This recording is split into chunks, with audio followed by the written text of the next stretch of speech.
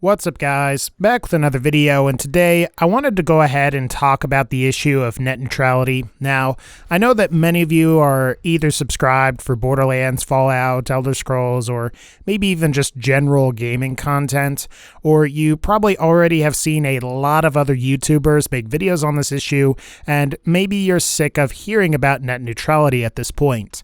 But I wanted to talk about this issue not only to let you know where I stand, but also because I want to talk about why you should want net neutrality to be maintained, regardless of where you rank on the political spectrum. So I guess without further ado, let's go ahead and start. So I guess if you don't know, according to Wikipedia, net neutrality is the principle that internet service providers must treat all data on the internet the same, and not discriminate or change differently by user, content, website, platform, application, type of attached equipment, or method of communication. Basically, what net neutrality does is protects both consumers, content creators, and online platform owners like Google, Twitter, and Amazon from ISPs that could potentially limit your access to certain types of content. For example, let's say Verizon Fios, Spectrum, Comcast, or whatever ISP you have decides that they want to block your access to a part of the internet that you like to visit. Maybe you want to watch videos on YouTube, or maybe you want to download games off of Steam, Xbox Live, or PlayStation Network. Well, without net neutrality, your internet service provider could block or make it incredibly difficult for you to use these particular services. In fact, the ISPs could introduce their own competing services to websites like Google and essentially make it so difficult for you to use Google that you will want to use the service that the ISPs would provide, despite the fact that Google might be able to make a better search engine than your ISP. As a consumer, you want net neutrality because it prevents ISPs from limiting your access to various websites and services that you can use on the internet.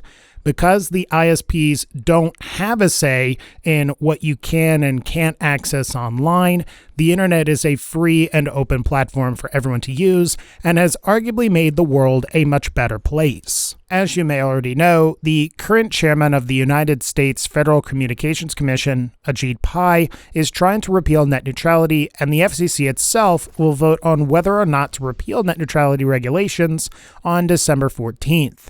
And what I think is even worse, as this is being done under the guise of quote-unquote restoring internet freedom, despite the fact that the internet in its current form is already free and open for not just all Americans, but also for many others around the world. Repealing net neutrality would fundamentally end the internet as we know it, and in my mind would be the equivalent of putting the genie back in the bottle, with technology regressing back into the 1990s, and would utterly destroy our ability to communicate in a way that's necessary to maintain a free and open society. And I think you have to ask yourself, should Comcast, Verizon, or Spectrum be able to decide what you can do online, whether that be watching videos here on YouTube, playing online multiplayer in your favorite games, or even interacting with others on Reddit or through things like Skype? Should Comcast, Verizon, or Spectrum be able to charge you more money on top of what you already pay for your internet connection to just use the internet services that you currently use for free? And should Comcast, Verizon, or Spectrum also be able to decide whether your business succeeds or fails based on whether they like what you have to say or not? In my mind, regardless of where you lie on the political spectrum, you are for net neutrality. With that said, I've seen a number of people online advocate against net neutrality and are for its repeal. And you may be surprised to hear this, but I sort of understand their plight.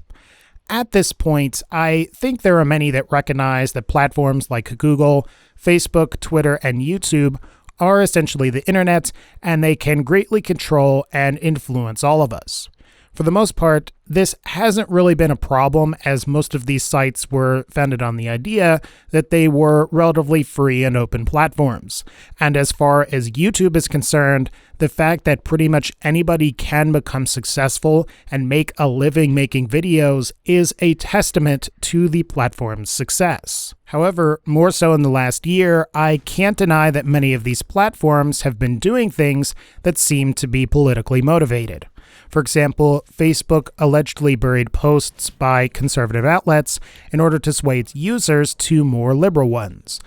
And as far as YouTube is concerned, a number of conservative political pundits have allegedly been demonetized due to adjustments that were made to the YouTube algorithm. In fact, one of these more conservative channels, PragerU, has even taken legal action against both YouTube and Google over what they describe as, quote, ideological discrimination. Fundamentally speaking, practices like these are antithetical to the principles that made many of these companies' platforms successful in the first place. Now, I do understand that these platforms want to eliminate harassment, and that's something that I think we can all get behind.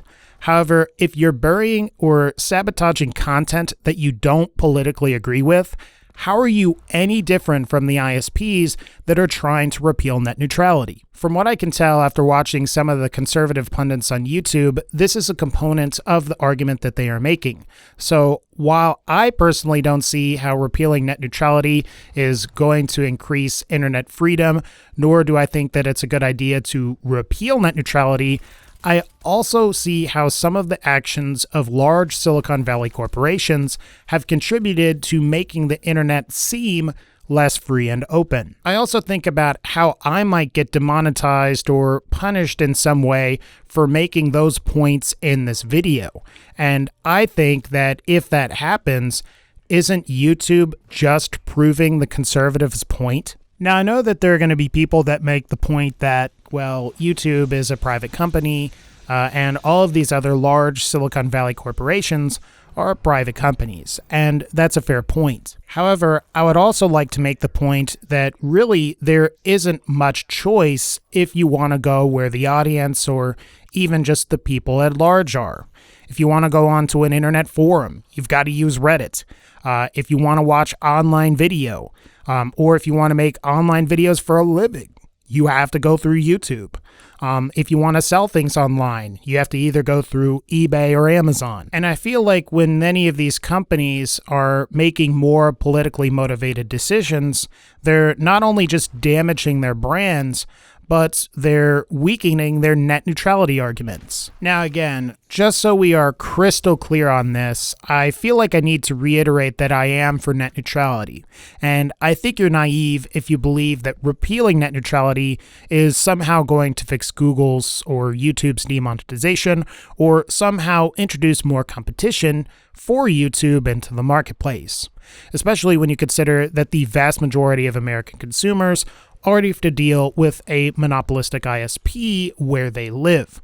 So even if they want to switch internet providers, there's no other choice. All repealing net neutrality would do is simply allow your ISP to control what you see and do on the internet. And I can assure you that if net neutrality is repealed, it is going to stifle innovation and it will destroy freedom of speech on the internet. Now, I've talked about a lot in this particular video, but I haven't really gone over what you can do to help protect net neutrality.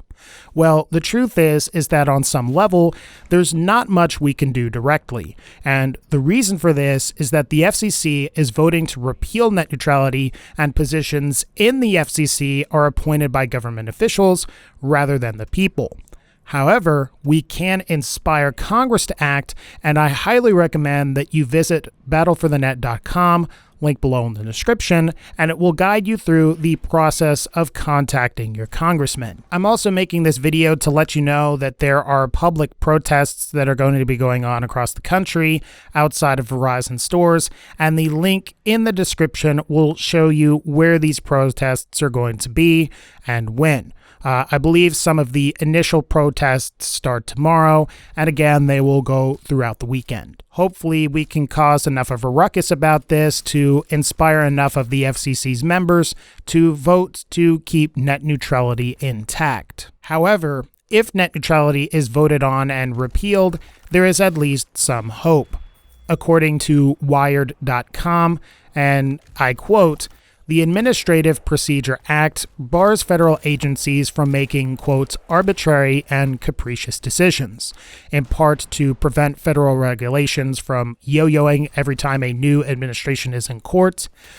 Given that the agency just defended the original net neutrality order in court last year, consumer groups may have a case that Pai's new order is capricious." So basically what Wired is saying here is that this particular act prevents a new administration from coming in and undoing regulations that were passed by the previous administration. And given that the FCC voted for net neutrality in 2015 and the current iteration of the FCC is trying to vote to repeal it, it may be possible to prove that net neutrality's repeal was a capricious action. I'm sure you've heard this said before, but repealing net neutrality would basically be like adding microtransactions to the internet. Services that were previously free, like Google or YouTube, may end up effectively becoming paid services.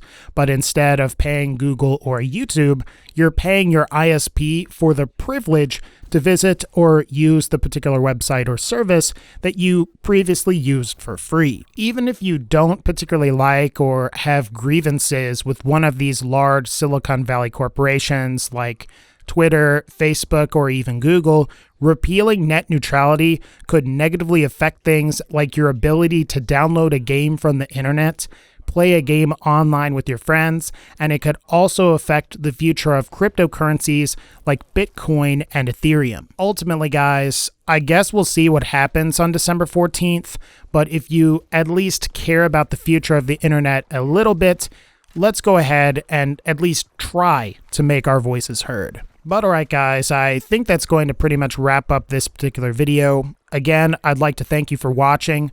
Feel free to leave your comments on net neutrality below and let me know what you think. Remember that the Battle for the Net link is in the description, and that can guide you through the process of contacting your congressman or to attend a protest if you choose to do so. Otherwise, normal content on this channel should resume tomorrow, and as always, like this video if you liked it, click the bell to join the notification squad, and as always, take care, and I'll see you all next time.